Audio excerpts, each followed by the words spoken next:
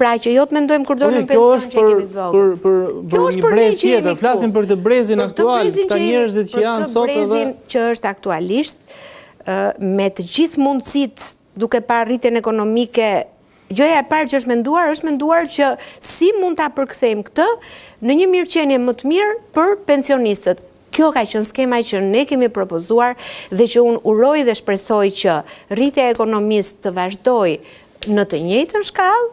Ne urojmë dhe shpresojmë që e para njerë që të mos kemi një ndryshim të situatës se asnjë prej nesh tu nuk e di se çfarë do ndodhi dhe është një stabilitet, nuk është se ne jetojmë në një stabilitet geopolitik që mund të themi që e dim se çfarë do ndodhi pas një jave. Kështu që ajo që uroj unë është që me këtë qëndrueshmëri ekonomike, me këto masa që janë marrë, të vazhdojmë me këtë ritëm. A do ja arrim dot kësaj? Do varet shumë dhe nga faktorët ndërkombëtar. Ma çfarë ndodh rreth nesh. Kështu që po mund të ketë edhe ju përmendët disa kriza. Në krizat e së shkuarës qeveria ka dalë dhe ka thënë ne kemi marrë masa, kemi bërë paketa. Në këtë rast pse nuk ka një mas paketash për këto grupe të marginalizuara ose për pensionistët, njerëzit në nevojë, njerëzit që nuk e përballojnë dot jetesën sot? Tani unë ekonomiste nuk jam, por unë do të them ato masa që... Edhe si politikane patjetër, unë do të them për masat që janë marrë dhe kur janë ato kushte, kur ne duhet patjetër që të mundohemi dhe siç kemi bërë herët e tjera, të kompensojmë nëpërmjet masave shtesë ose paketave shtesë që është bërë për pensionistët më parë në ato raste kur inflacioni është rritur mbi 3%. Pra, këto ne do ecim edhe sipas disa standardeve që përcaktohen nga organizatat ndërkombëtare që kanë lidhje me Bankën e Shqipërisë. Pra, ne nuk mund të bëjmë veprime siç kemi bërë gjithmonë, pa u konsultuar me bazat e ekonomisë. Dhe padyshim që ky inflacion në qoftë se për marsin ishte 2.6%, dhe vjet marsin e vitit të shkuar ka qenë 2.5%, pra kemi një inflacion që akoma është i menaxhueshëm, kemi krijuar bordin e transparencës, është parë që nga çmimet e shportës 80 artikuj, afërsisht 80 artikuj nuk ka ndryshuar çmimin, ju përmendët domaten, është e vërtet që është rritur çmimi i domates, por besoj që kur merren masa nga Ministria e Ekonomisë për të marrë paketa shtesë për shtresën e pensionistëve dhe për shtresat në nevojë, padyshim që ka disa kritere të caktuara. Me kriteret që janë deri tani, këto janë masat që janë marrë. Zotër Vishën, vetëm 2 momente, është shumë e vërtetë që në ky moment kërkonte një qasje tjetër. Por shpaqe e vërtetë se që opozita nuk ka asnjë lloj force që të pengojë procesin e integrimit. Procesi i integrimit e përshpejton ose e pezullon në majoranca. I vaj do të ishte mbledhur në shkurt. Plani ka qenë që 16 kapitujt do mbylleshin këtë vit. Urojmë dhe shpresojmë që sa më shpejt të kalojë kjo pengesë, por din shumë mirë që pengesa ka qenë vetë qëndrimi i majorancës, që mbajti një çështje 6 muaj, që mund të realizohet për 6 minuta. Një dorëheqje, dhe mbajti 6 muaj. Mbajti një çështje duke kuklavitur juridikisht pa një qëndrim të qartë politik, dhe qarku i firit po na kthehet në një pengesë se zoti Petro do të japë një kontribut. Në 2012 ishte po kjo histori, atëherë kryetari i Këshillit të Qarkut se votojmë 3 ligjet. Tani sa i përket qëndrimeve, është kretet e vërtet që ka raste kur opozit kanë qenë një për një interes madhor, dhe është rasti i NATO-s. Po kretet e vërtet që edhe në raste të tjera kanë qenë qëndrime për të ardhur keq.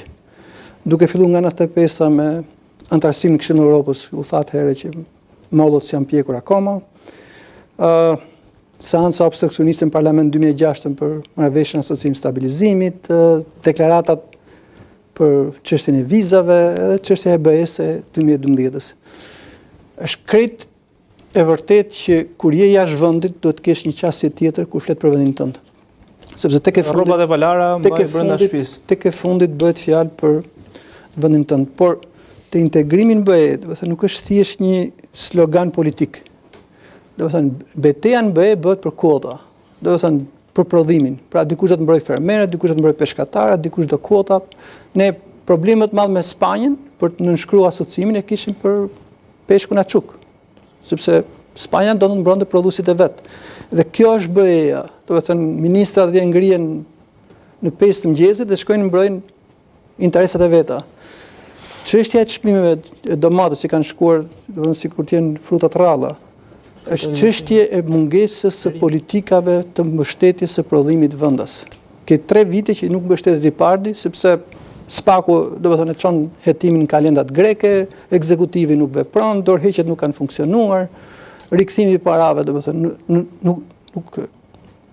nuk ka funksionuar. Ndërsa çështja e pensionistëve është problem shumë i madh.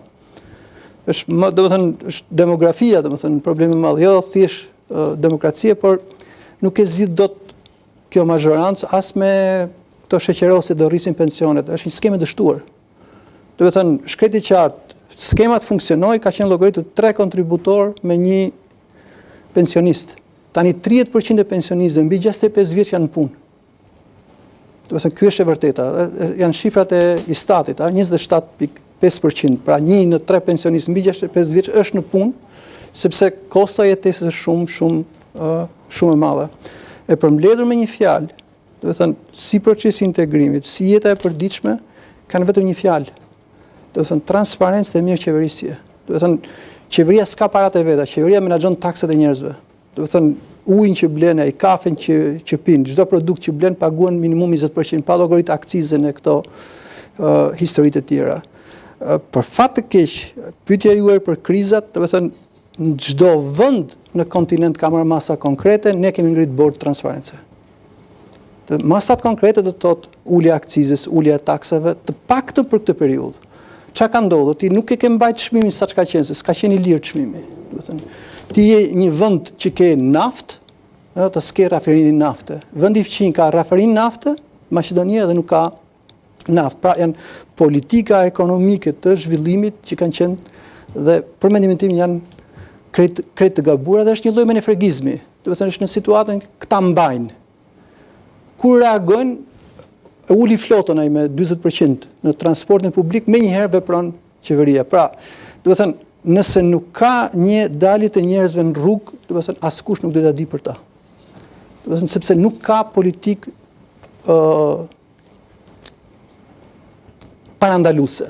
U mblodh grupi parlamentar me deputetët, u diskutua, kemi qenë këtu me zotin Shalti, çfarë diskutuam se mund të ndodhë një gjë e madhe për naftën. Mrekulli. Po gjëja ndodhi. Çfarë masash konkrete ke marrë? Sa e blenë sot konsumatorët naftën, më shtrejt në kontinent. Do të thënë, këta janë shifra që nuk ke çfarë të bësh. Do të thënë, mbi 2 euro është litri i naftës në Shqipëri. Është zbrazur, janë mbi 1 milion euro në ditë taksat humbra se shkojnë furnizohen në Maqedoni. Me 1.5 atje, është më lirë. Shkojnë furnizohen në Kosovë, shkojnë furnizohen në Malzi, shkojnë furnizohen në Greqi. Do të thënë, çfarë do të thotë kjo? Kjo do të thotë shkëputje nga nevojat e njerëzve. Edhe është historik, kështu që nëse s'ka ndodhur ndonjë gjë, nëse s'ka lëviz dikush, le të vazhdojmë se s'ndodh asgjë. Në momentin që ndodh diçka, po jo me organizim politik të opozitës, po në momentin që dalin njerëzit në rrugë, atëherë ti e shef, fillojnë turet e pafundme me emrat shumë të bukur.